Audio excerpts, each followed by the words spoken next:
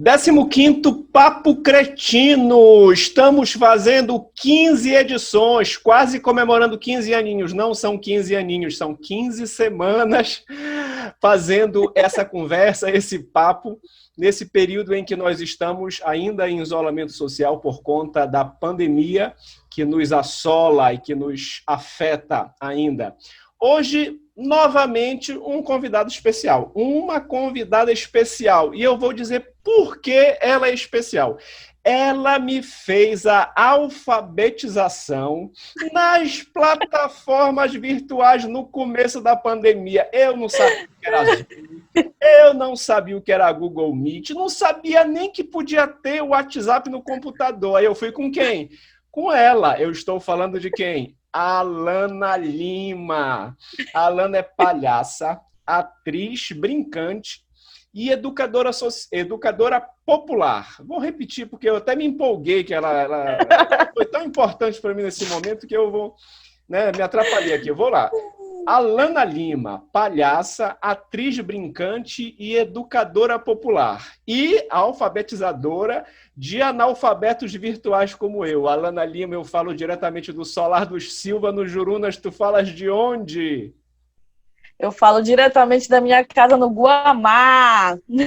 Ô, Mati! Como é o nome da tua casa? Não tem um nome aí? Não tem um nome, tem que pensar nisso. Na verdade tem, porque, olha só, falando em nome, a gente criou um e-mail para nossa casa, só para jogar as contas da casa no e-mail. Então é a Casa de Brincantes. Olha que bacana. E devo dizer, não sei se eu posso revelar essas intimidades, Alan, mas vou revelar, não estou nem vendo.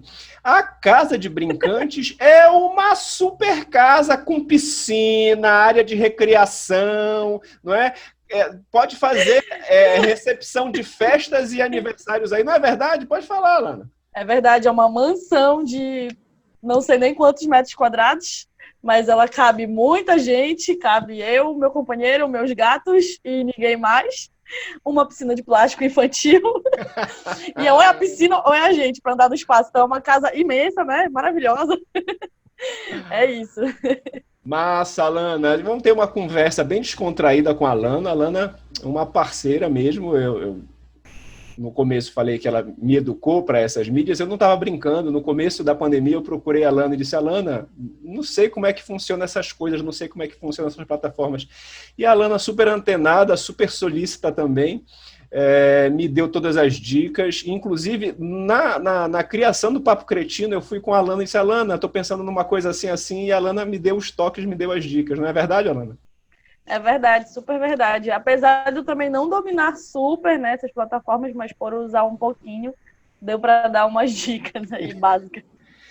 Dicas preciosas para uma pessoa que não sabia nem o básico. Eu te agradeço bastante por isso. Bom, o Papo Cretino, então, é uma ação desenvolvida do projeto de Tribuna do Cretino, que é desenvolvida já há 15 edições e que eu trago pessoas para conversar sobre teatro na cidade antes da pandemia, durante a pandemia, e a gente desenvolver uma reflexão crítica sobre o que a gente está vivendo, sobre fazer cultura nessa cidade. Eu sempre escolho tópicos para a gente conversar. Tá? A gente não tem nenhum compromisso de segui-los fielmente, mas eles, de alguma forma, estruturam a nossa conversa. Tá? Para conversar com a Alana, eu separei 4 tópicos, que são teatro na cidade, e aí eu vou desdobrar desse tópico: crítica teatral, contação de história, palhaçaria. Tópico 2, teatro e pesquisa, o que pode uma pesquisa em arte. O tópico 3, ETDUFPA e sua relação com a cidade. E o tópico 4, teatro e mídias virtuais. Tudo bem, Alana? Tudo ótimo.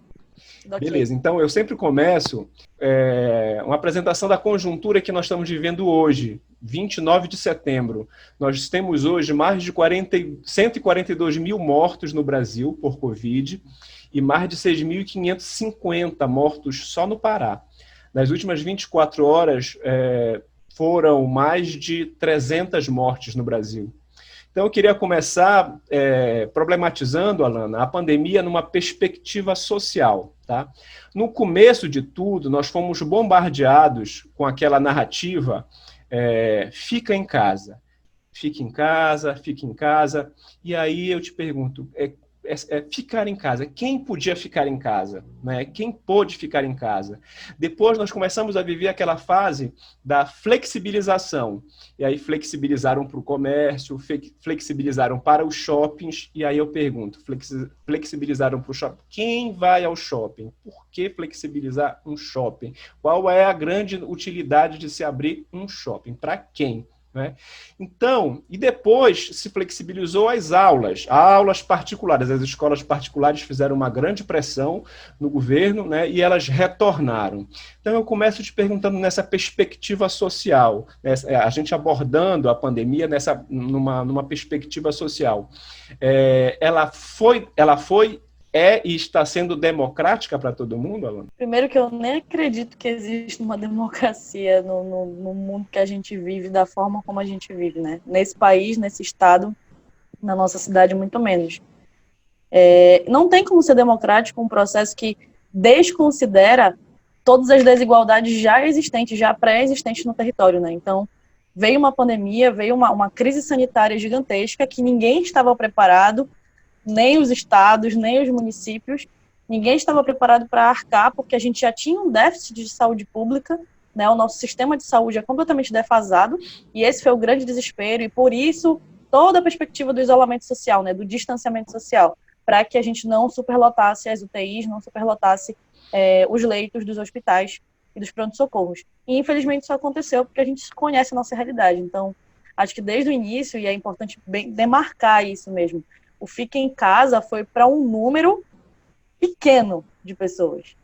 Porque essas pessoas que ficaram em casa continuavam consumindo serviços que a mão de obra desses serviços era das pessoas que não podiam ficar em casa porque precisavam sobreviver. Então, quem ficava em casa ia no supermercado ou pedia pelo iFood ou pedia delivery do supermercado. Quem faz as entregas? Quem é o caixa do supermercado? Coloca nas sacolas, né? Todas as funções de todos os setores comerciais que não pararam ainda estavam sendo exercidas por pessoas que não puderam ficar em casa. As pessoas que não trabalhavam nesses setores, né, não trabalhavam de carteira assinada, trabalhavam de forma autônoma, foram terrivelmente baqueadas, né, com essa crise também, porque ou eu me coloco no risco para sobreviver, para poder ter o meu pão de cada dia, ou eu não me coloco no risco, mas não como, porque eu não tenho como trabalhar, não tenho como vender os meus produtos na frente de casa, sei lá, enfim, todas essas possibilidades de trabalho autônomo.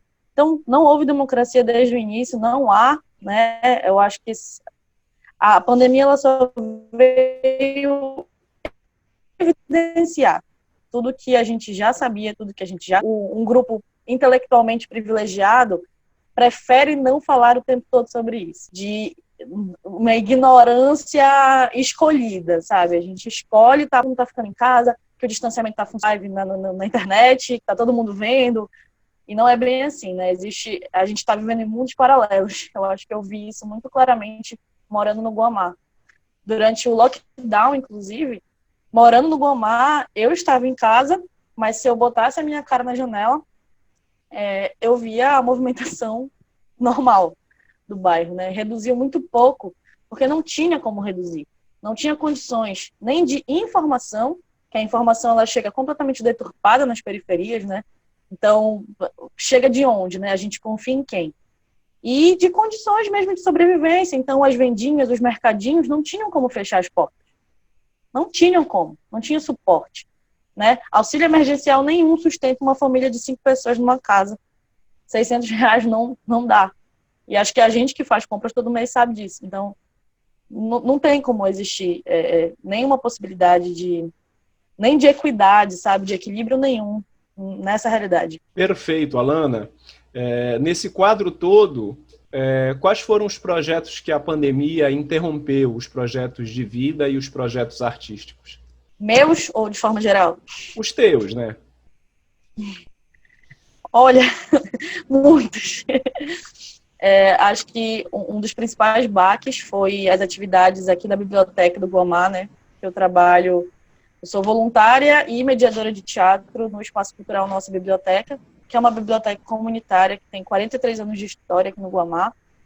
E a gente desenvolve todos os dias, né, no espaço, tinha oficinas de teatro, de dança, de música, de desenho, de mediação de leitura, atividades de contação de história, eventos maiores, eventos que a gente fazia na rua para reunir a comunidade, enfim. E é um espaço que tinha uma concentração enorme de crianças e jovens do bairro. E acho que foi o primeiro baque, porque, assim, a biblioteca ela não tem financiamento nenhum. Ela vive a partir de doações e de editais. E a gente estava finalizando um projeto que estava sendo desenvolvido do ano passado para cá, que foi, inclusive, do edital da Fumbel. E a gente não conseguiu finalizar as atividades práticas, porque veio justamente a pandemia nesse momento. E aí isso prejudicou, acho que 90% das pessoas que trabalham no espaço, porque todo mundo também depende desses auxílios que vêm com os editais, né, com os patrocínios, com as doações. Então, tem muitas pessoas que trabalham no espaço que vivem do espaço. Eu não estava nessa condição, né? Então, eu tive o privilégio de estar recebendo meu salário tranquilamente nesse período. Mas isso foi um baque muito grande, tanto para as crianças e jovens que ficaram em casa, né? Ou ficaram mais em casa, ou foram para as ruas, porque os pais não podiam segurar eles em casa também. E principalmente para quem trabalha na biblioteca.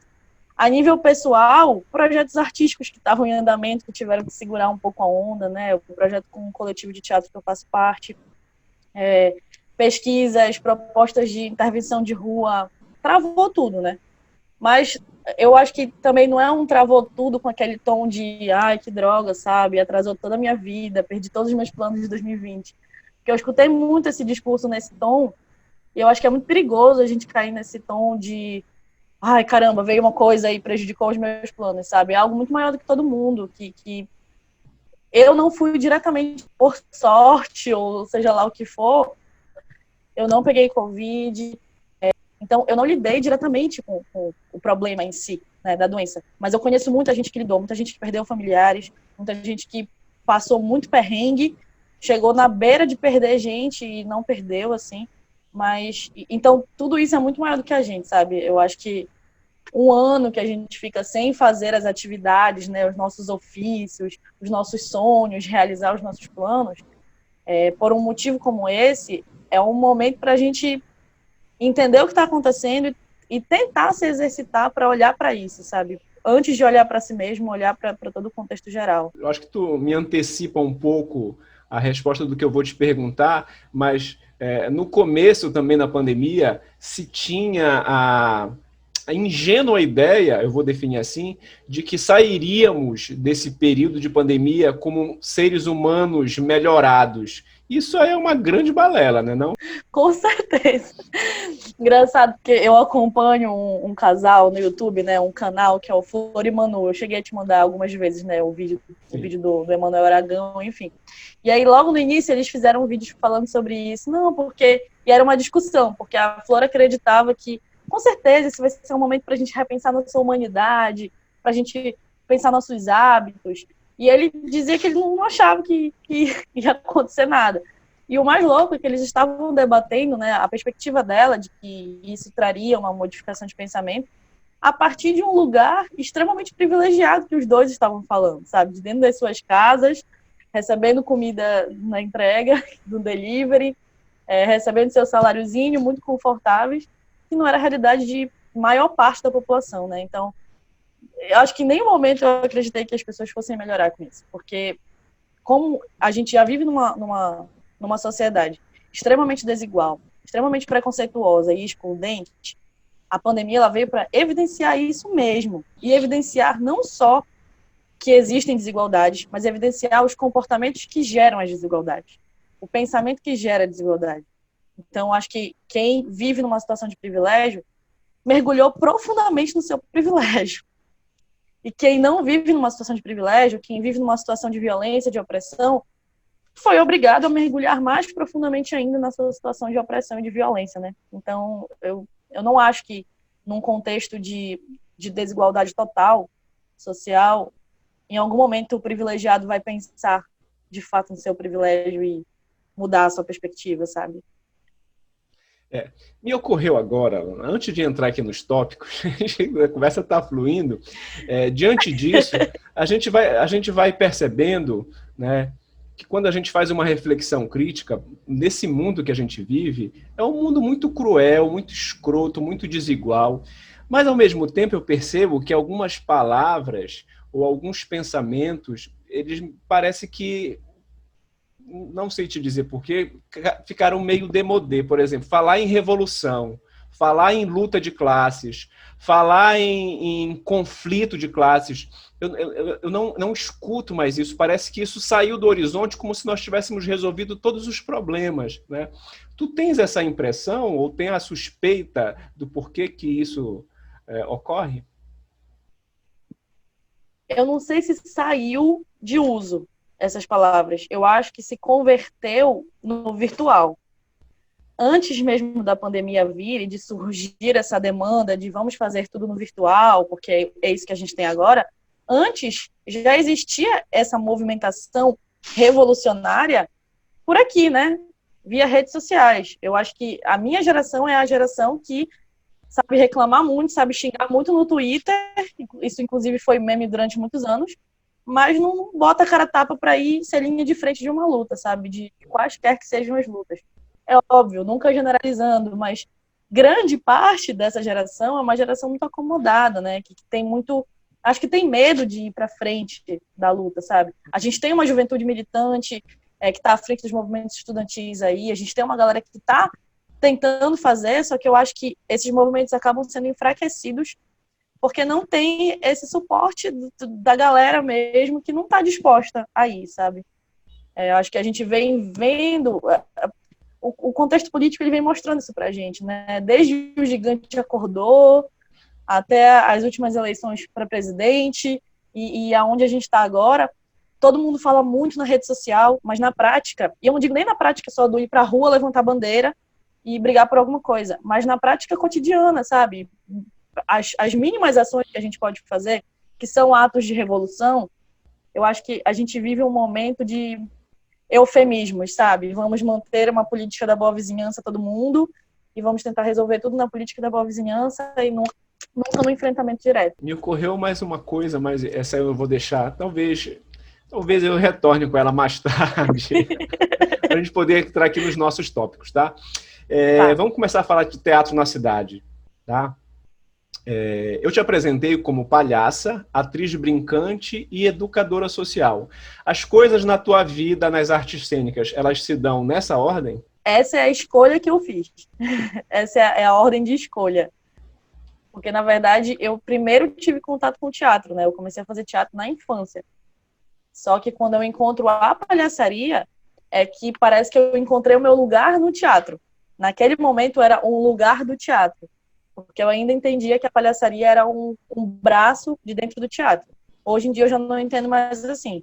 Hoje em dia, para mim, a palhaçaria é uma linguagem independente que bebe do teatro, que bebe do circo, que bebe de muitas outras artes e linguagens, mas que ela tem um caminho solo. Tem as próprias abordagens, enfim, é uma linguagem própria, que pode ser desenvolvida como braço também.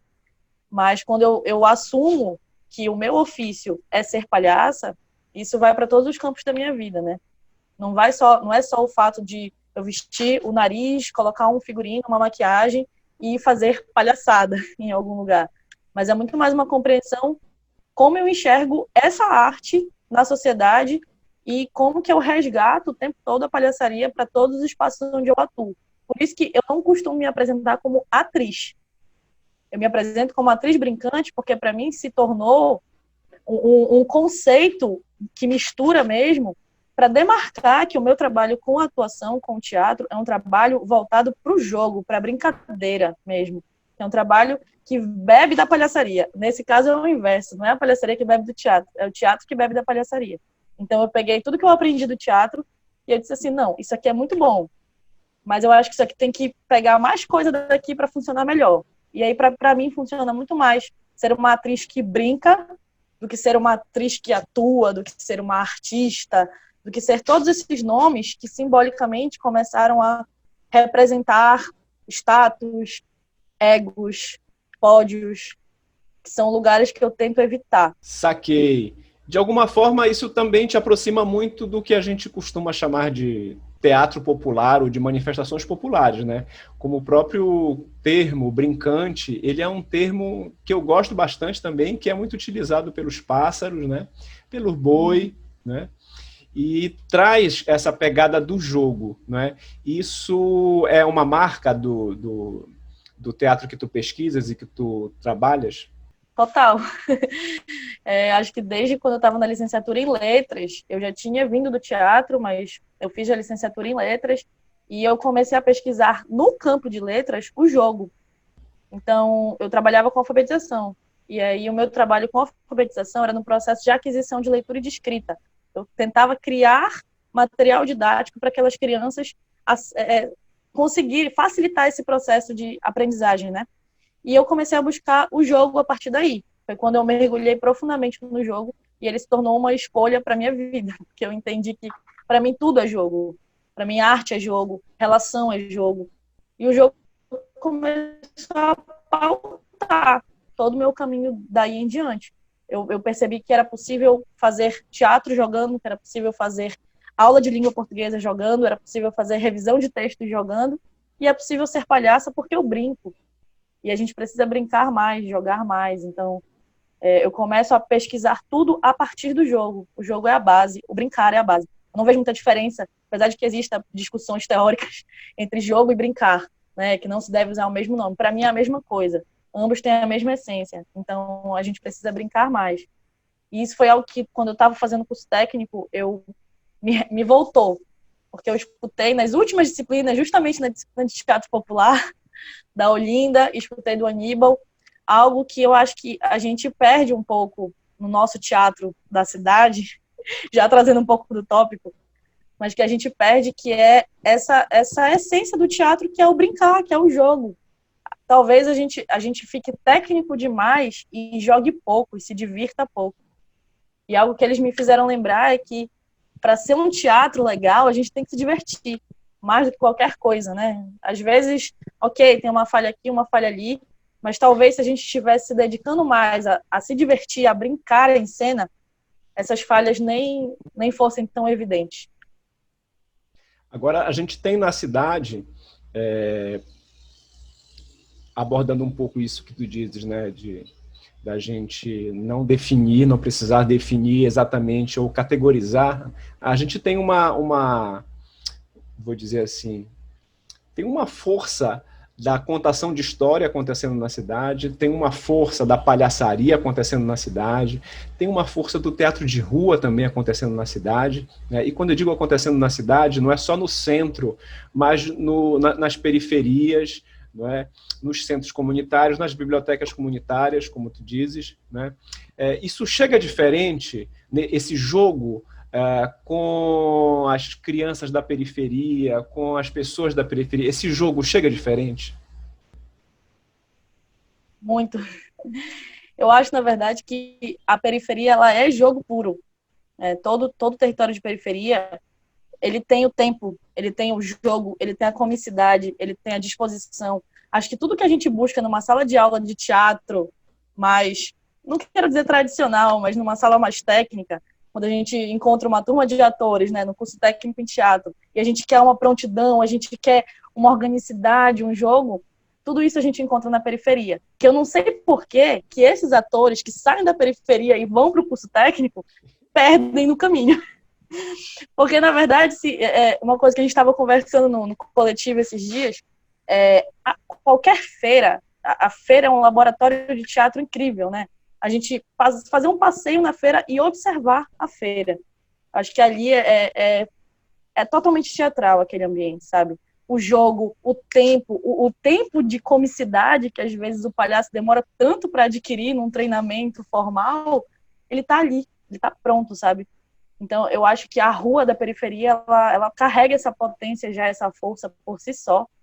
E é por isso que é tão diferente quando a gente vai jogar com a criança, né? Porque existe uma romantização da infância, né? Aquela criança que a gente tem que ter cuidado. Cuidado como vai falar com a criança. Não vai chamar a criança assim. Não vai chamar a criança assado. Aí tu pega uma criança, um grupo de 10 crianças do Guamá, numa sala da biblioteca, que não é um espaço, sala preta, sala fechada, tudo bonitinho, como é numa escola de teatro, né?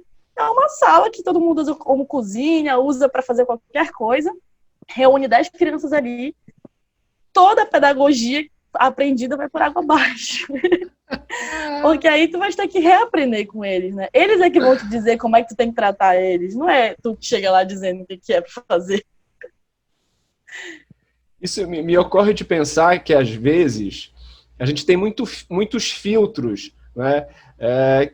E às vezes são filtros técnicos, filtros pedagógicos, filtros sociológicos, que nesse espaço e nesse jogo, como tu acabaste de dizer, pega 10 crianças do Jurunas, do Guamá, e vai fazer um jogo, vai fazer uma vivência, né? Eu acho que a palavra vivência também, ela te traz um aprendizado, um puta aprendizado. Faz uma vivência com essas crianças, elas te permitem, essa vivência permite desconstruir uma série de filtros que eu acho que ao longo do tempo a gente cada vez mais foi só colocando.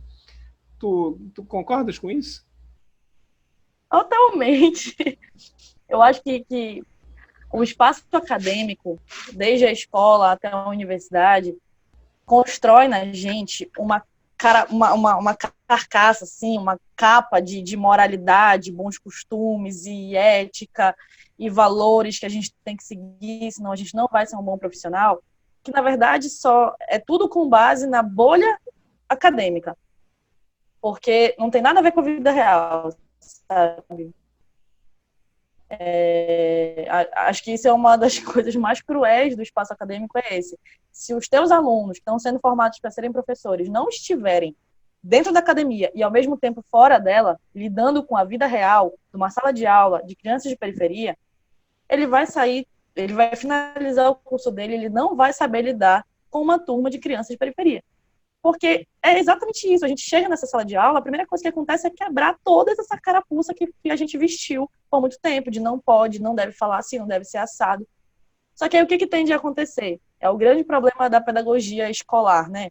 O professor chega lá cheio de norminhas na cabeça dele, que ele acha que ele tem que seguir para fazer um trabalho bom. As crianças não correspondem a isso.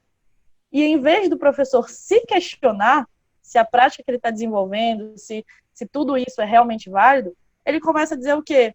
Esses alunos não querem nada, né? Essa molecada aí só quer ficar na rua, só quer saber de videogame, de celular, de usar droga. E aí começam todos esses discursos que vão reforçando todos os preconceitos que existem no espaço da periferia, né? Outro dia alguém me perguntou, todo mundo fala que o Guamá é um bairro muito perigoso. E aí, isso é verdade?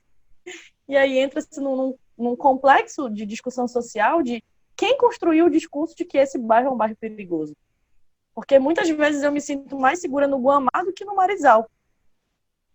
E aí são muitos parâmetros que envolvem isso e a escola absorve isso, né? Então, acho que todo o processo de ensino formal que a gente passa vai tolhindo a gente de brincar. Acho que é isso. Começa lá na educação infantil. Quando a criança sai da educação infantil, vai para o Fundamental 1, primeiro ano do Fundamental 1, começar a ser alfabetizada, acabou aí. Começou o processo de transformar aquela criatura num adulto e já era, sabe? Matou o melhor dele. Cruel. Agora, lembrei de uma outra coisa, Lana, e que eu esqueci de dizer também no começo. A Alana também é uma cretina, porque ela é colaboradora do projeto, já escreveu algumas críticas, né? E vez por outra ela está colaborando com o seu olhar e o seu pensamento crítico. Então eu queria te perguntar, primeiro, enquanto atriz brincante, como é receber uma crítica do teu trabalho, uma reflexão com as impressões críticas do teu trabalho enquanto atriz brincante? Como é que chega a crítica sobre alguns trabalhos teus? Por exemplo, tem críticas sobre as duas montagens que tu participaste como aluna da escola, né, do Édipo Rei e o Nadim Nadim. Como é que chegam essas críticas? Tem uma crítica também, eu acho que sobre uma contação de história que tu participaste. Como é que tu recebes? Como é que é a recepção disso enquanto atriz brincante? Olha, pode parecer muito absurdo para a maioria das pessoas. E eu sei que as pessoas acham isso absurdo, mas eu gosto. Por que eu gosto? Porque eu acho que a gente criou um problema pra gente aqui em Belém, que é a história dos amigos, né? Eu vou fazer uma apresentação em tal lugar, os meus amigos vão assistir e, obviamente, eles são meus amigos, o que eles vão me dizer?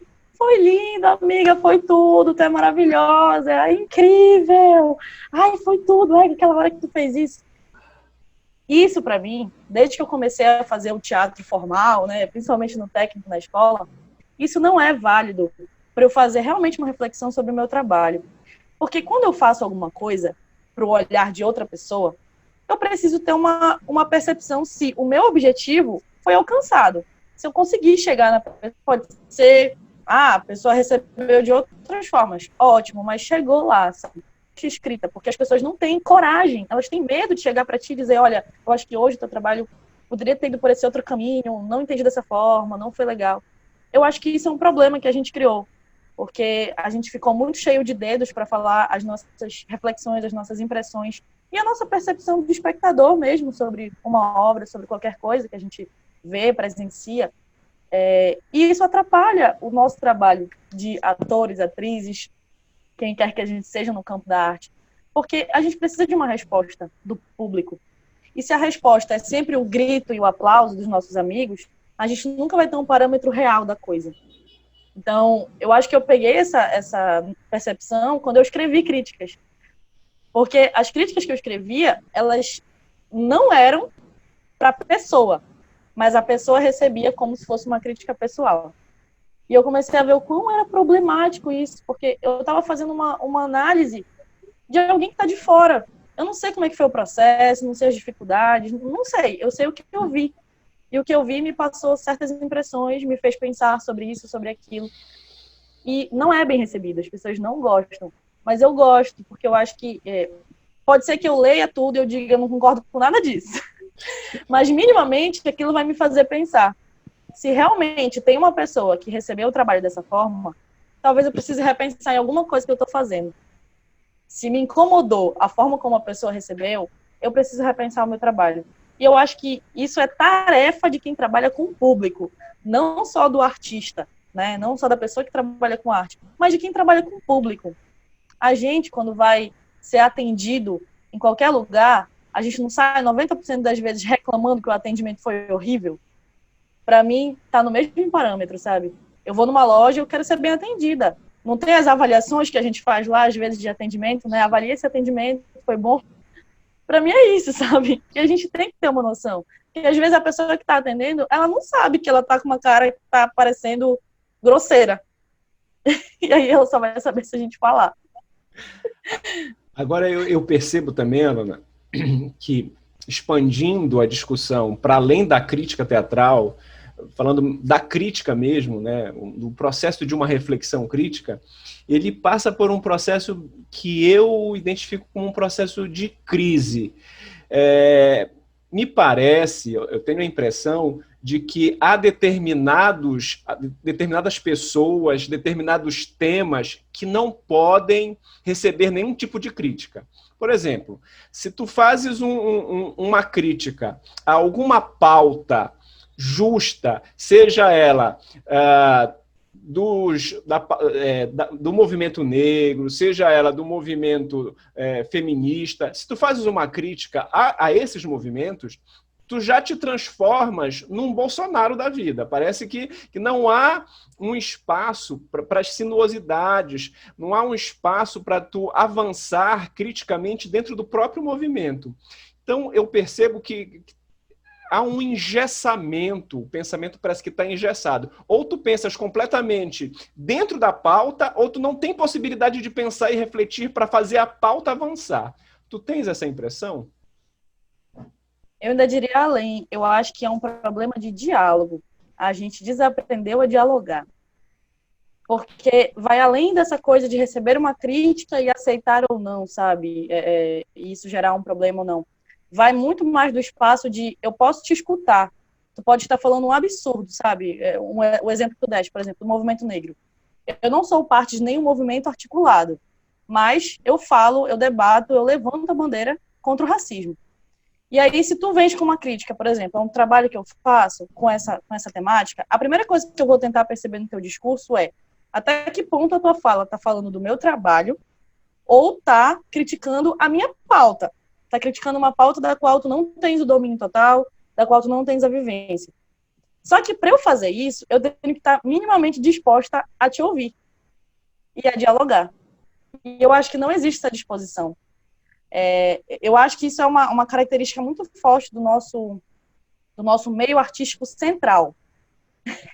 Eu vou bem especificar que é o central, porque eu acho que é um núcleo do meio artístico da cidade. Não é todo mundo, sabe? Outros espaços não tem esse problema, mas o centro da cidade, as produções de centro, principalmente produções que saem de escolas de teatro, de todas as que a gente tem agora, né? Cria esse núcleo de pessoas que todo mundo se conhece, todo mundo vai assistir o espetáculo um do outro, mas se um falar, o outro não está disposto a ouvir. Não existe essa troca real, efetiva. E há um bom tempo que eu venho pensando sobre isso, hoje eu acho que é uma imaturidade profissional mesmo, sabe? Imaturidade não de idade, não de tempo de trabalho, porque tem pessoas aí que estão há 50 anos fazendo teatro que tem esse problema. Eu acho que é uma imaturidade de saber lidar com o que é esse produto que eu fiz, sabe? Ele é algo meu, intocável, perfeito? A dificuldade de aceitar o seu erro, a sua falha, ou de aceitar que nem sempre você vai agradar todo mundo. Porque às vezes você precisa ouvir a problemática que alguém te traz, sabe? Assim como seria o inverso, por exemplo. Tu poderias construir um espetáculo e eu poderia te chamar para apontar que teu espetáculo tinha elementos que foram racistas. Esse diálogo não existe se tu não estiveres disposto a me escutar. Se tu disseres assim, não teve nada de racismo aqui, eu não... Ou então começar com o discurso de eu não tive a intenção. Coisas nesse sentido não avançam, né? A gente não sai desse looping de conversa de corredor. Eu acho que já tem muitos anos que a gente está nesse formato, assim. Acontece um espetáculo, aí sai o público do espetáculo. Aí tem o público dos amigos que vai lá, abraça, dá parabéns, lindo, maravilhoso, incrível. E tem o público que saiu, não gostou e fica conversando no corredor, mas não tem essa abertura para trocar com os artistas, né? Com os produtores. E eu lembro que uma vez, eu acho que foi em 2015, tu propuseste umas rodas de conversa na ETEDUFPA, depois das críticas, né? Os críticos enviavam o texto e depois tinha um momento de conversa sobre a crítica e sobre o trabalho com os diretores, dramaturgos, enfim. E eu acho que aquilo ali foi um ponto, assim, sabe? Um pontinho no meio do oceano, porque ali parecia possível a gente discutir. Mas quando acabou, não vi mais isso acontecer. Talvez haja com pessoas que têm muita intimidade, né? De poder chegar com liberdade, falar um pro outro. Mas realmente eu acho que tá todo mundo muito fechado pro diálogo, sabe? Muito além da questão das pautas, das bandeiras levantadas nos trabalhos, mas tá todo mundo fechado para dialogar sobre o seu trabalho. Não quero receber. E quando eu quero, eu vou lá e peço a opinião da pessoa, sabe? Eu estava tentando lembrar o nome dessa ação que a gente desenvolveu, acho que foi em 2016. E aí depois eu saí de licença para pesquisa de doutorado e aí a ação foi interrompida. Mas é uma coisa... Eu acho que esse Papo Cretino, inclusive, né, esse formato, ele é também a tentativa de resgatar aquela ideia, né?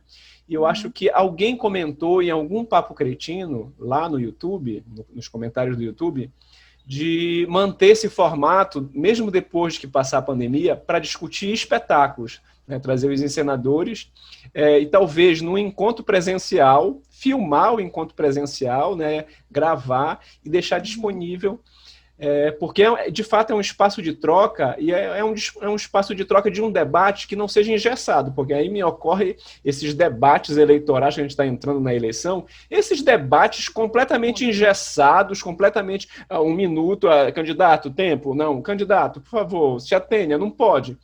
É o ó do borogodó, não se debate nada, não se discute nada, a gente vive um momento de muito engessamento, né? Eu acho que qualquer espaço que a gente possa abrir para desengessar essas coisas é super necessário. Falando nisso, engato o nosso próximo tópico, que é teatro e pesquisa. E a gente já começou a falar um pouquinho, né, desse processo de ensino e aprendizagem acadêmico, seja na graduação, seja no curso técnico lá da Escola de Teatro. E eu também sinto que, embora o programa de pós-graduação em arte aqui da UFPA, ele tenha pontos muito vanguarda, né, de abrir um olhar para fazer uma pesquisa que tira várias amarras, mas eu ainda sinto essas amarras acadêmicas é foda, né? Por exemplo, eu sou formado pela UFPA em filosofia. Então, eu tive um curso hermenêutico, tive um curso epistemológico, né? E isso está em mim. E eu sempre, fazendo uma autocrítica de mim, eu sou o apolíneo que quer ser o dionisíaco. Eu sou completamente apolíneo, né? Então, mas eu acho que é importante se reconhecer no que a gente é, né? Então, ao mesmo tempo que eu consigo identificar pontos que são super vanguarda nos programas de pós-graduação em arte da UFPA, eu ainda observo que, por exemplo, vamos falar do processo de seleção, né, de mestrado e doutorado. É um processo longo, tortuoso para quem se submete a ele, né? Engessado e, na minha avaliação, completamente subserviente aos critérios da CAPES, né? Então, eu queria começar te perguntando, tu fostes aluna do programa, né? Dependente da tua dissertação pelo PPG Artes, eu queria que tu me desses o teu parecer da vivência lá no programa, nessa perspectiva de engessamento e de pontos de avanço para uma perspectiva de arte sem amarras. Eu acho que tu falaste tudo, assim, existe um aprisionamento nas normas da CAPES, né, no que é exigido pela CAPES. CAPES e a BNT, que caminham juntas, existe um aprisionamento total, assim, disso. E isso, eu acho que a palavra certa é realmente prisão. Eu acho que isso tolhe as pesquisas. Porque o aluno mais vanguarda que entrar no mestrado ou no doutorado, ele vai ter que se adaptar e se encaixotar nesse sistema de aprisionamento ABNT e CAPES. E aí entra num outro elemento também que é um problema, que eu acho que é um problema geral das pós-graduações, mas que a gente espera. A gente esperaria, né, que em artes fosse diferente, mas não é, que é o quanto que uma pós-graduação se torna uma tortura psicológica para os alunos. Então, eu vejo isso direto, assim, não só quando eu fui aluna com a minha turma, mas eu reviso muitos trabalhos de mestrado, doutorado de artes, e o que eu percebo é uma pressão do mundo, sabe? A realização da vida deles, e que se tiver um probleminha de ABNT, a banca vai te destruir na tua qualificação. E realmente vem um peso. Eu escutando, assim, das pessoas que me contratam, né, para fazer a revisão, eu faço uma escuta de como é que é o processo, os relatos são surreais para mim, sabe? Do nível da coisa, da pessoa se sentir humilhada mesmo pelas falas da banca, da pessoa se sentir, assim, ter pânico do orientador, porque o orientador vai cobrar naquela data, e se a pessoa não conseguir pegar naquela data, seja por qual circunstância for, vai levar uma esculhambação meio pai e mãe, sabe? Vou levar uma esculhambação da minha mãe e tô morrendo de medo de apanhar. Eu acho que isso é uma lógica extremamente problemática, mecanicista, reprodutora desses sistemas mais caxias de todos, que não faz o menor sentido dentro de um programa de pós-graduação em artes. O que eu vivi lá dentro, eu era, assim, uma estranha no ninho. Porque quando eu entrei no PPG Artes, eu vim de uma graduação também extremamente, né, quadradinha, que era a graduação em letras.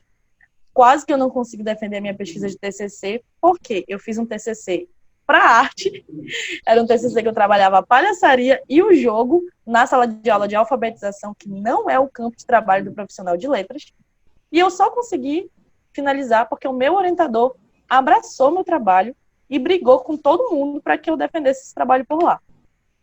Então, eu saí de lá, mas assim, o meu TCC, se tu pegar, falava de palhaço, mas era assim, a ABNT perfeita do início ao fim, não tem um questionamento ali à estrutura.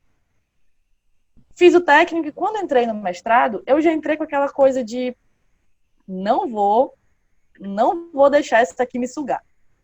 Então, isso aqui não vai ser a coisa mais importante da minha vida, não dá. Só que, assim, eu realmente estava numa perspectiva completamente diferente das outras pessoas, de cumprir as ordens.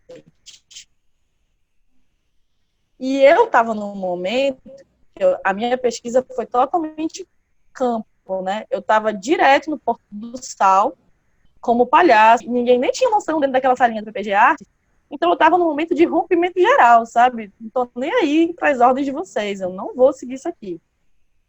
E isso em vários níveis. E eu comecei a levar esses questionamentos para a sala de aula. Só que é aquela coisa, Edson, é muito complicado quando tem toda essa pressão, né, em cima dos alunos, e os alunos começam a não questionar por medo da pressão, por medo do que vai vir aí.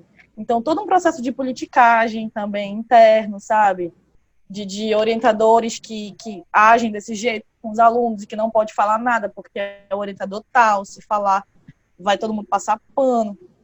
Coisas a níveis extremos que vão muito além da estrutura acadêmica, mas que eu acho que influencia diretamente no porquê que a gente não consegue fazer pesquisas em artes mais livres, né?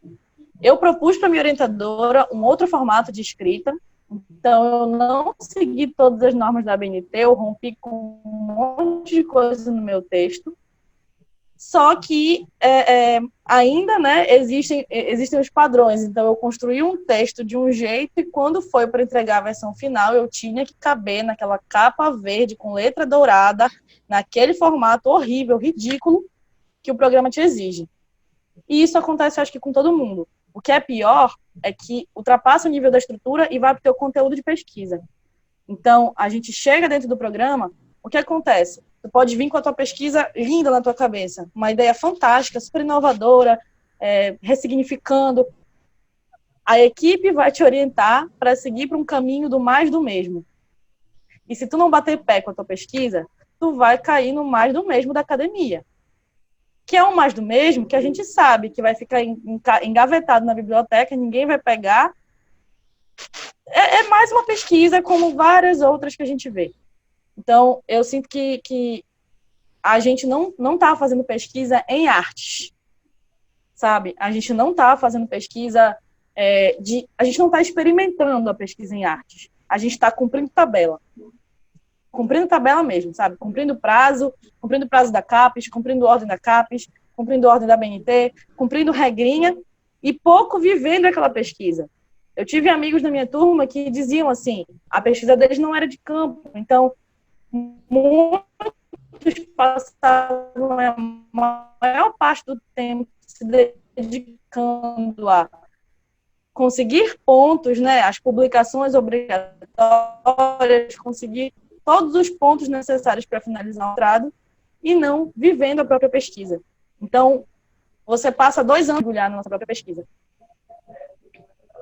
Eu ia chamar a atenção exatamente disso, dos critérios obrigatórios que ao longo do curso tu tens que cumprir, como por exemplo, eu não sei como é que é agora, mas não sei se são 1 ou 2 publicações em periódico B1 ou A3, eu não sei como é que é, tá?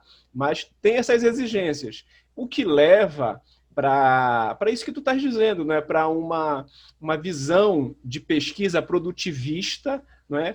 Que está completamente afinada com o sistema produtivista que a gente vive. Concordas?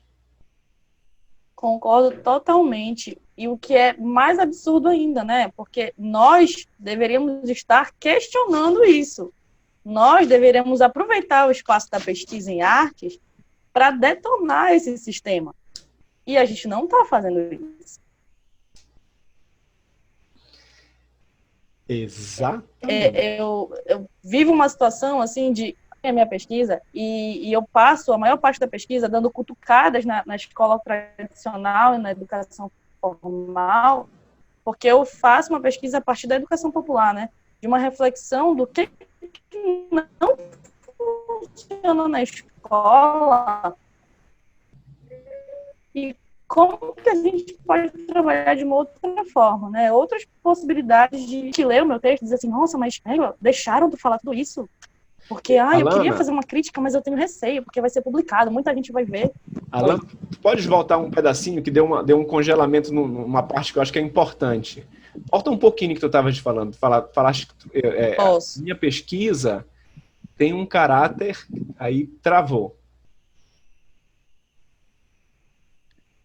Eu faço ao longo da minha pesquisa uma crítica à educação formal e à escola tradicional, porque eu estou falando de uma abordagem da educação popular aplicada a comunidades periféricas, né? A comunidades que estão em situação de vulnerabilidade social. Eu fiz a pesquisa no Porto do Sal, que é uma periferia num bairro nobre, dentro de um bairro nobre, que é a Cidade Velha. Então, toda a abordagem que eu trago é de refletir o que não está funcionando na escola tradicional, na escola formal, e que outras formas a gente poderia fazer para fazer isso funcionar. Só que, para isso, eu vou dando cutucadas na escola, né? Na pedagogia tradicional, em todos esses valores que a gente vinha falando, éticas, valores e carapuços que a gente vai servindo. E tem gente que lê o meu trabalho e vem me perguntar, mas deixaram tu falar assim na tua pesquisa? Deixaram tu escrever desse jeito? E aí eu fico, gente, ninguém tinha que deixar nada, sabe? Mas o que acontece é que tem muito pesquisador que tem receio de fazer críticas no seu texto, porque vai todo mundo ler, porque vai criar briga com alguém, com um grupo tal, com fulano de tal, sabe? Caguei, cara, é pra criar briga mesmo. A pesquisa tá aí pra isso, né? Pra gente colocar no mundo e fazer as pessoas pensarem de alguma forma. Mas se fecha, sabe? Ninguém tá aproveitando o nosso instrumento maior, que é a arte, para ressignificar, para questionar, para problematizar o que a gente está vendo lá na frente. A gente só está se submetendo. Isso. Aí eu queria aproveitar, Alana, desdobrar esse debate, essa questão, para pensar um pouquinho a escola de teatro e dança. Tu tivesse uma experiência, assim como eu, tu tivesse uma experiência como aluna, tu foste formada pela escola, pelo curso técnico, né? E também uma experiência que tu estás vivendo ainda, né? Eu acho que não sei se já encerrou o teu contrato, mas uma experiência que tu estás vivendo ultimamente como professora da escola de teatro, né? Então eu queria que tu expandisse esse pensamento para pensar um pouquinho as práticas pedagógicas dentro da escola, seja no curso técnico, seja na graduação. Isso se replica lá dentro também? Muito. Muito. É muito complicado, porque eu fui aluna 2015 e 2016 da escola. E aí, quando eu retorno, muito recente, né? Pouquíssimo tempo, eu entro em 2019 como professora substituta e eu não vejo grande mudança de cenário. Eu vejo alguns professores diferentes, né, que na minha época não estavam lá, estavam de licença. Eu vejo alguns professores substitutos, mas a prática pedagógica em si, o formato das disciplinas, a forma como as disciplinas são dadas, a forma como o curso técnico, por exemplo, se estrutura para... E aí eu fico me perguntando, porque 2015 e 2016 a gente passou por greve, ocupação, um monte de coisa. E a minha turma foi uma turma muito ativa, no sentido de participar mesmo de tudo. A gente viveu aquela escola muito, a gente viveu tudo que podia viver. Sugamos aquela escola até o fim. E de discutir politicamente, sabe? De discutir formato de aula, de bater boca com o professor, questionando a metodologia de sala de aula, porque não fluía pra gente. Então, quando eu volto e que eu vejo que o cenário está muito parecido, me dá uma agonia. Me dá uma agonia porque nesse tempo que eu passei fora, né, depois de ser aluna, eu fui para muitos outros espaços de educação, formais e não formais, e eu vi coisas. E a minha mente se ampliou, a minha mente se abriu, e eu quero fazer coisas diferentes. Mas aí eu chego na escola, me faz muito pensar se é um problema ou é uma falta de compreensão de que a gente, no campo da arte, tem a liberdade de romper com tanta coisa, sabe? Então, o que eu enfrentei um pouco, logo que eu entrei como substituta, foi propor práticas diferentes do habitual e um olhar meio estranho, sabe? Tanto por eu ser muito jovem, estar ali, né, e ser meio confundida com aluna, porque muita gente me conhecia de quando eu era aluna, mas principalmente eu acho que pelas práticas que eu desenvolvia. Então, a começar, para mim é do básico, sabe? Quando eu falo de educação popular, é além do romantismo do discurso Paulo Freire, autonomia, amorosidade, afetividade. Não é disso, não é só disso que eu falo, né? Eu falo de uma estrutura histórica da escola que coloca o professor à frente e os alunos atrás. Aí a gente diz, na ETEDUFA não tem fileiras, né? O pessoal senta em meia lua. Mas o professor continua ali. Continua se estabelecendo uma relação extremamente hierárquica. Se diz que existe um diálogo, mas até que ponto esse diálogo é realmente efetivo? Até que ponto eu tenho uma escuta aberta aos meus alunos? E aí eu te digo isso, essa avaliação que eu faço não é só do que eu percebi, mas é do que eu escutei com os alunos, né? Eu dei aula em muitas turmas, porque eu peguei muitas disciplinas. Nos 2 semestres eu peguei 5 disciplinas em cada. Então, eu tive contato com muita gente. E as coisas que eu ouvia, eu estava dando disciplinas didáticas, inclusive. Então, eu dei, por exemplo, didática para o ensino do teatro. E o que eu propunha em sala de aula era exatamente a metodologia que eu trabalho em sala de aula. E o que os alunos me relatavam era assim, isso é diferente de tudo, porque o que a gente vive aqui dentro não é muito diferente do que a gente viveu na escola. Não é tão diferente, embora a gente esteja fazendo uma universidade de arte. Os relatos eram, poxa, eu pensei que a licenciatura em teatro, né, ia ser uma coisa diferente, mas não. Inclusive quem veio de outras graduações. Então, não tem muita diferença. Eu acho que isso vai para tudo, sabe? Vai desde como construir essa relação com os alunos, até como que eu desenvolvo uma atividade avaliativa para os meus alunos, como que a gente vai construir práticas cênicas naquele espaço da escola, que é um espaço lindo, é um espaço grande, que tem tanta coisa para aproveitar, mas se a gente for correr no estacionamento para fazer um aquecimento, o olho já arregala para a gente de o que está acontecendo aqui? Por que vocês estão correndo no meio do estacionamento, né? E a gente corria muito de estacionamento no passado, então são coisas que eu ficava assim, me questionando e me questiono ainda, né? Meu contrato está finalizando agora, mas foi um desafio muito grande para mim, porque eu vim de vários outros espaços não formais de ensino, em que a possibilidade de trabalho com educação era gigantesca. Então, eu podia me aventurar, pirar o cabeção e fazer muita coisa. E é ali que deveria ser a base para justamente formar esses professores que vão estar nesses lugares que eu estava, tinha que fechar o cerco, porque tinha que cumprir a tabela, tinha que cumprir, né, todas as 3 avaliações, né, as 2 avaliações, no caso. 2 avaliações, tem que ter um conceito para aquela pessoa.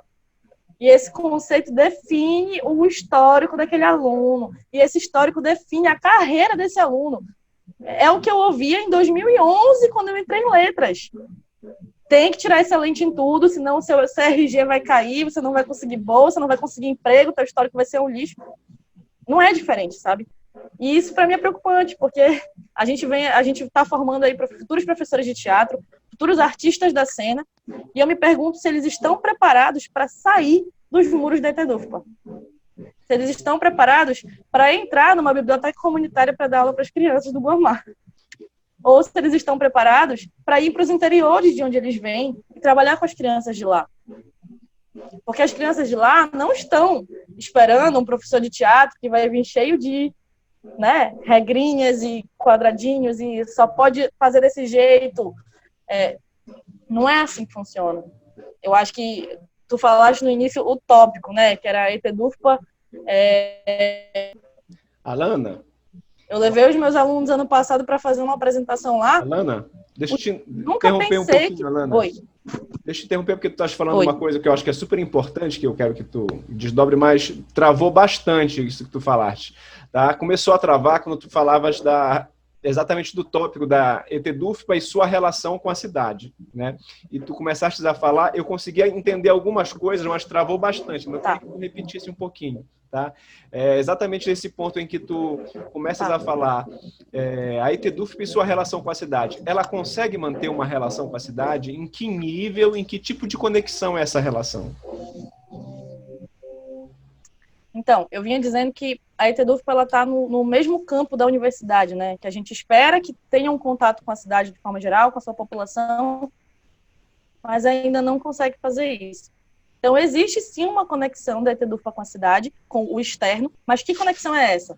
É que a ETEDUFPA está formando os artistas que estão nos grupos independentes da cidade. A gente tem muitos grupos na cidade e muitos deles são fruto do curso técnico, são fruto da licenciatura em teatro, né? Vem dessa escola.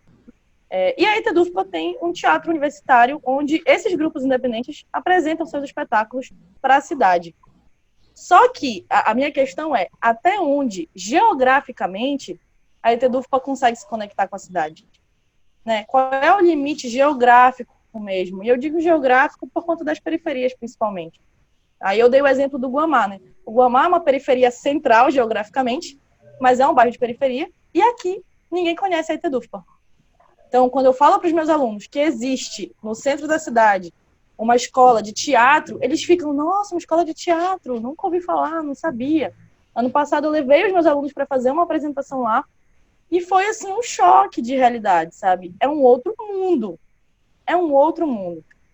E aí eu acho que, desde quando eu era aluna, a gente falava muito que a ETDUFPA, ela é uma bolha, né? É uma bolha. A gente vive ali dentro, a gente vive num mundo mágico. De fato, a gente vive num mundo mágico. A gente tem acesso a um teatro, sabe? Salas apropriadas para as aulas de teatro. A gente tem tudo ali, né? Todo o aparato que a gente precisa ter. Aí a gente sai da ETDUFPA. A gente se forma. E aí? Para onde a gente vai? A gente vai ensaiar na sala de casa. A gente vai ensaiar no quintal. A gente vai ensaiar numa praça. Porque a gente não tem espaços adequados para isso. E a gente não sai da escola preparado para isso. Né? Acho que nem os alunos da licenciatura, nem os alunos do técnico. E isso gera, acho que, uma desconexão com a cidade. Porque quando a gente está lá dentro, a gente fica só lá dentro e muito lá dentro, quanto porque esse estado de estar dentro não faz relações com a vida real lá de fora. Eu gosto de falar muito vida real, porque quando eu entrei como substituta, eu percebi que para eu manter a minha mente ativa naquilo que eu acredito, naquilo que eu defendo, na metodologia que eu desenvolvo, eu precisava ter um pé na ETDUFPA e um pé fora. Eu precisava me manter no mundo mágico e no mundo real. Porque senão eu ia cair no faz de conta eterno e achar que era tudo lindo e maravilhoso, sabe? E não é. Então, eu dava aula de manhã para as crianças do Guamá e à tarde e à noite para os alunos do ETDUFPA. Então, eu saía com aquela energia que o Guamá me traz, sabe? De como é que trabalha com essas crianças, como é que trabalha com esses jovens, e levava para eles. E aí eu levava para eles uma coisa que para eles era muito absurda, né? Nossa, vai ser assim? Os alunos vão ser desse jeito? Não vai ter como controlar os alunos? Não tem como fazer alguma coisa para eles ficarem quietos? Ressignificar essas possibilidades, né? Eu acho que falta muito ainda para a universidade como um todo se abrir, de fato, para alcançar a cidade, a comunidade, para se expandir. Eu acho que para a ETDUFPA tem tudo na mão, né? Tem os instrumentos necessários. Pô. É uma escola, uma instituição, uma universidade de arte. Ali se reúnem, às tardes e noites, um número imenso de artistas, de pessoas que estão super dispostas, jovens que estão super no pique, com muita vontade de fazer acontecer na cidade. Por que não abrir aqueles portões, sabe? E fazer as coisas para a rua, e não para si própria? Acho que isso é uma questão que tem que ser posta. Que eu vi isso em 2015, quando eu fui aluna, e eu vi isso até ano passado, até antes da pandemia, isso acontecendo. A gente faz as coisas para si mesmo, a gente não faz as coisas para os outros. E quando a gente sai da escola, a gente precisa fazer para o mundo, né? Para a cidade. Para a cidade conhecer a ETDUFPA precisa ir até a cidade. A cidade não vai. O velho discurso de porque Belém não tem o hábito de ir ao teatro, a gente tem que formar a plateia. Mas como é que se forma a plateia? Como é que faz as pessoas saírem das suas casas e irem lá para o Cláudio Barrados assistir um espetáculo? Com certeza não é apresentando o espetáculo no Cláudio Barrados para ir lá. Como é que a gente alcança essas pessoas? Como é que a gente chega nelas, sabe?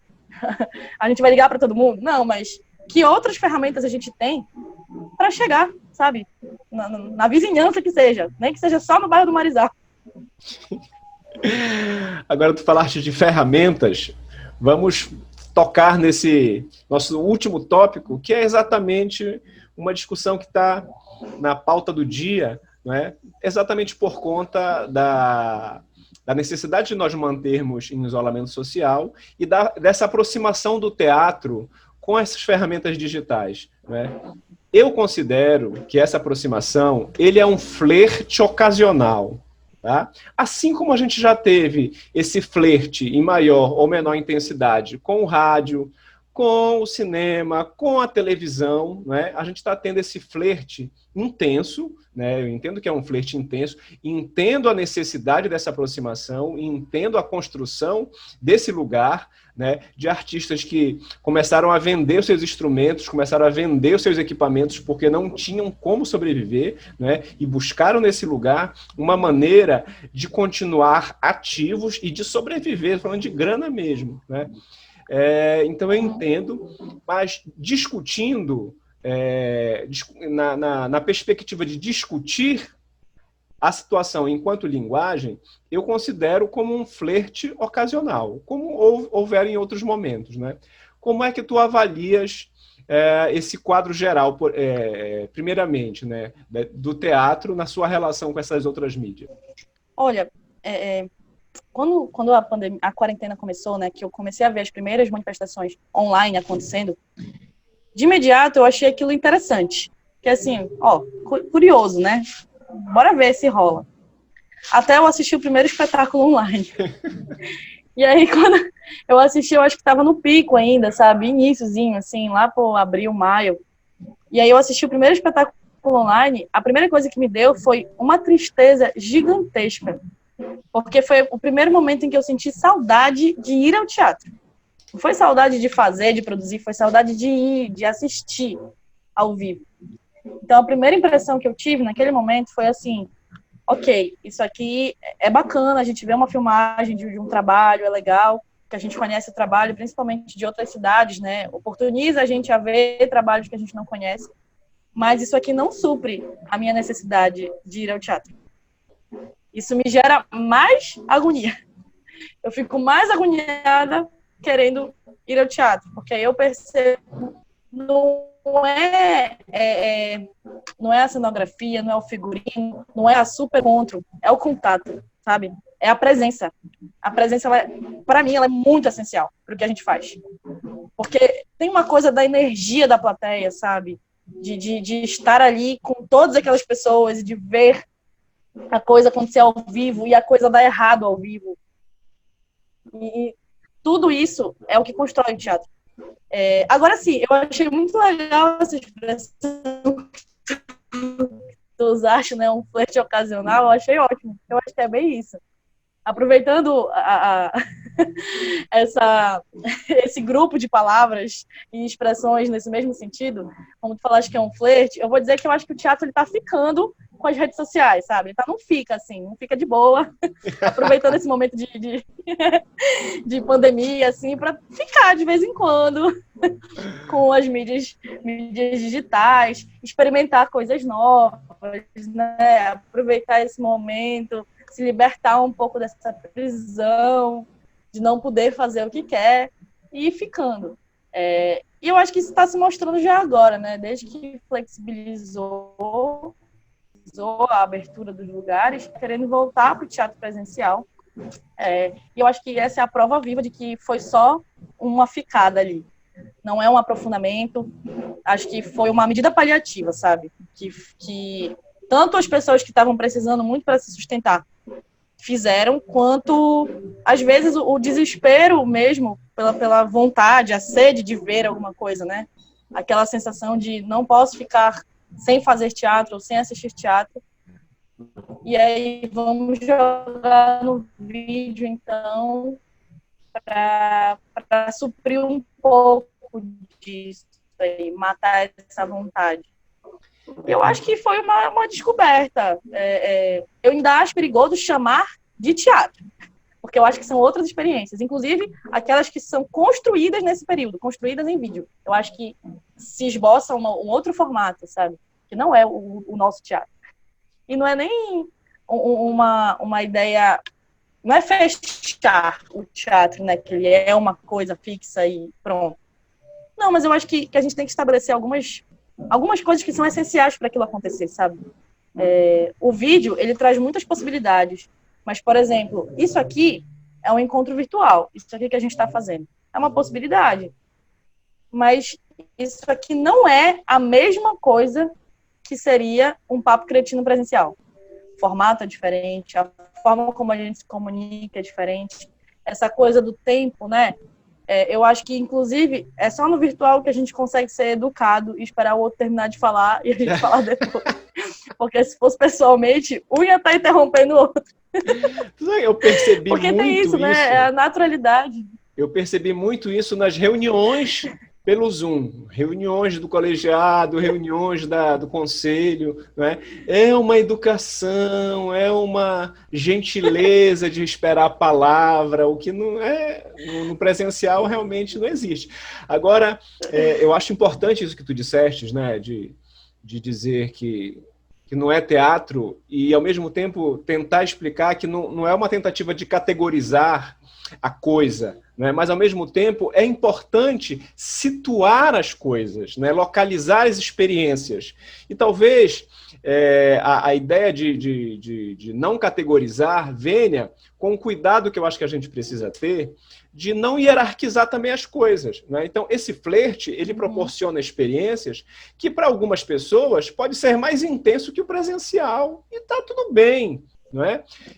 Mas para as outras, como eu, e aí eu me enquadro nessa, talvez tu também, para mim não chega perto. Tá? Mas, categoricamente, não tem como a gente hierarquizar, dizer que um é melhor que o outro. São experiências diferentes. Né? Agora, uma outra coisa que eu acho muito importante é quem são os grupos que têm condições de oferecer esse tipo de trabalho. Então, por exemplo, quais são os espetáculos que estão sendo ofertados online? Quais foram os grupos que tiveram condições de filmar antes da pandemia dentro do teatro, com um puto equipamento de áudio e de vídeo, a captura disso dentro de um teatro, porque tem vários espetáculos sendo colocados pelo Sesc. Quais são os grandes espetáculos? Quem são os grandes grupos, né, que têm essas condições? É diferente da experiência que eu faço com o meu celular.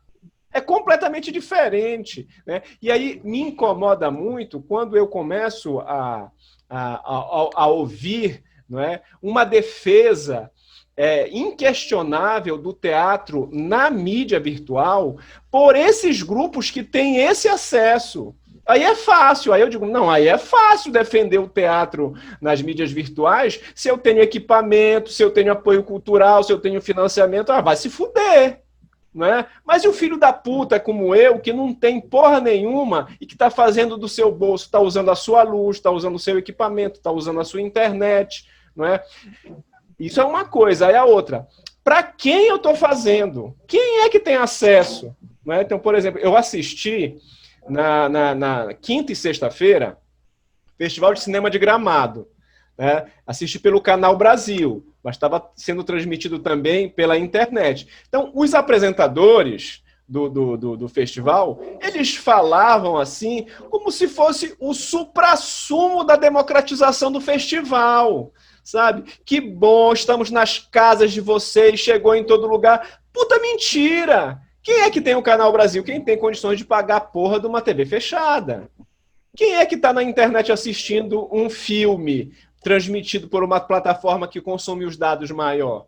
É quem tem a porra de um bom pacote de internet. Então, esses atravessamentos, quando a gente discute teatro e mídias virtuais, esses atravessamentos me incomodam. Eu já falei muito, queria saber o que tu acha disso.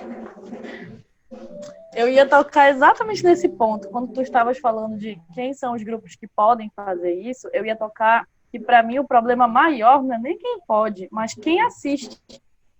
Porque, assim, o coletivo que eu faço parte é um coletivo recente, né? A gente se uniu ano passado e começou a desenvolver trabalhos, desenvolver pesquisas a partir do que a gente já desenvolvia individualmente.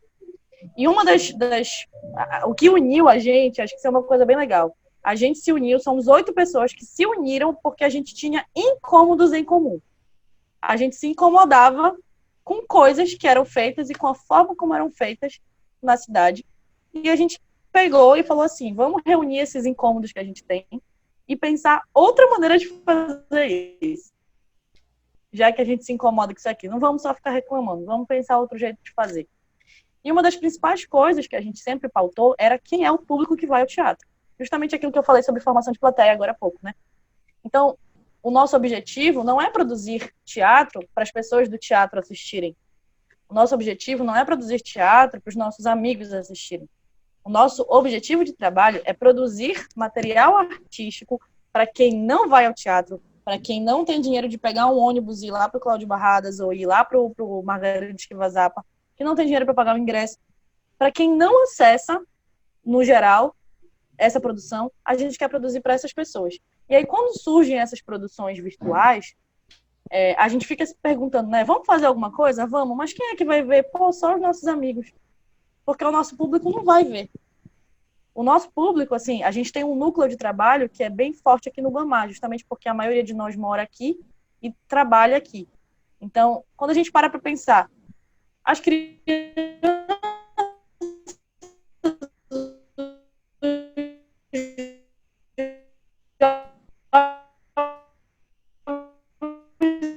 da biblioteca, as famílias da biblioteca vão assistir a rede social. Todo mundo tem rede social. E aí, Alana, vem essa questão. Alana, Oi. Volta aí, que congelou quando falava as crianças. Tá.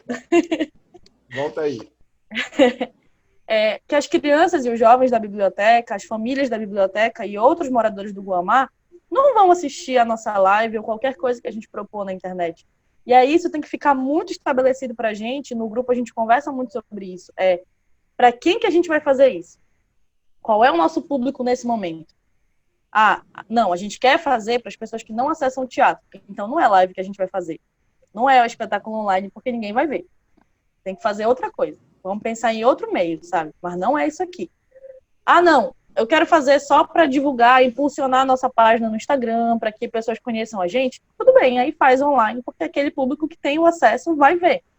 E isso é uma questão, porque quando a gente para muito para pensar se vale a pena a gente continuar produzindo para as mesmas pessoas que estão assistindo as outras coisas assistirem também.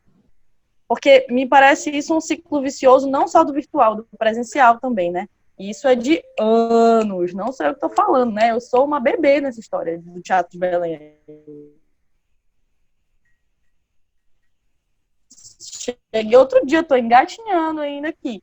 A gente não tem plateia. Quem é que vai ao teatro? As pessoas do teatro, os amigos das pessoas do teatro. Isso é um problema. Só que a gente joga a responsabilidade desse problema e eu acho que esse não é um único caminho, sabe? Existem outros caminhos que a gente precisa pensar. É justamente o que eu falaste agora. Quem é a virtual e para quem que a gente está fazendo? Se a gente está sempre pensando em produzir para o mesmo tipo, para o mesmo perfil de pessoas, a gente não vai conseguir formar plateia. A gente não vai alcançar as pessoas. A gente vai estar sempre falando para as mesmas pessoas, que já conhecem a gente há tantos anos, que adoram o nosso trabalho, que curtem, compartilham, que dizem que é maravilhoso, que pagam ingresso para ir ao teatro. Talvez a gente pensar que as mesmas pessoas que pagam ingresso para ir ao teatro são as que vão acionar isso. Então, não é acessível. Não é. É acessível para um grupo pequeno de pessoas. E eu acho que é importante sempre lembrar que é um grupo pequeno. Porque quando a gente vê, né, todo o meu círculo da arte está assistindo. Então não é pequeno, é pequeno. No geral é pequeno. Porque é um pequeno grupo privilegiado. Porque a maior parte da população da cidade, isso sem falar dos interiores, não acessa. Dois membros do nosso grupo, do nosso coletivo, moram no Marajó, em 2 municípios diferentes do Marajó. E a realidade deles é diferente da nossa. Eu tenho aqui uma internet de franquia, ele não tem internet. Então, a gente não pode, por exemplo, fazer reuniões em vídeo, porque ele não tem internet para isso. As nossas reuniões a gente teve que adaptar para o WhatsApp. Se comunicar no WhatsApp, porque era a única possibilidade dele acessar a internet e estar com a gente. E isso já demarca muita coisa, sabe? Para a gente entender quem acessa e quem não acessa. Então, esses 2 membros do grupo não assistiram nenhuma live durante a pandemia, não assistiram nenhum espetáculo online, não participaram de nenhum evento promovido, nenhuma oficina. Tudo isso que o nosso círculo, né, mais central, privilegiado de amigos, vive dizendo, eu fiz curso tal, me inscrevi na oficina tal, assisti a live tal, eles não participaram. porque eles não têm acesso. Tá, eu parei aqui um pouquinho que alguém bate na porta do estúdio do Solar do Silva. Pera aí que eu vou rapidinho. Acho que ela resolveu lá. Deve ser o amor. Morrendo de saudade. Devia ser isso. O amor com saudade. Alana, queria te agradecer pelo papo, queria te agradecer pelas reflexões e queria saber se tem algum ponto, algum tema, alguma coisa que tu gostaria de abordar que eu não te perguntei. Acho que não, falei demais já. A gente tem que marcar uma piscininha aí na tua... Como é que é o nome da residência? É a Casa dos Brincantes, tem que vir Na Casa mesmo. dos Brincantes. Eu já estou me autoconvidando aí, tá? Já tá convidadíssimo. Mas aí tu vai ter que fazer aquele peixe. Ah, faço. Ou eu faço aí, ou eu já levo pronto daqui. Arrasou, tudo. Tudo pronto. Alana, para encerrar mesmo, eu estou convidando alguns convidados, né, que participam aqui do Papo Cretino. Eu tenho convidado eles para, quando a gente superar esse momento de crise sanitária e for seguro voltar ao contato, que tu venhas aqui no Solar do Silva, aqui no Estúdio Solar do Silva, e o estúdio é só isso aqui, tá? Eu tenho algum equipamentozinho de iluminação que eu consegui comprar, umas 2 luzinhas, tem um ventilador, não tem ar-condicionado, mas tem o coração aberto e muita criatividade para a gente criar alguma coisa aqui, tá? Então, a gente marca, passa um dia aqui, tu traz a ideia, faz o que tu quiser, eu vou só assessorar, tá? E aí Arrasou! sente à vontade para vir criar alguma coisa aqui, beleza? Arrasou, bora, super topado já. Eu vou começar a planejar desde agora. Então, opa, beleza. Aí nesse dia eu faço nesse dia eu não vou fazer o pé, vou fazer umas tapiocas. Ó, top. Com vinho. Opa. Beleza, Alana? Obrigado. Eva e merda pra nós. Merda! Valeu também, brigadão. Valeu. Jurunas Guamá para Belém, para Brasil.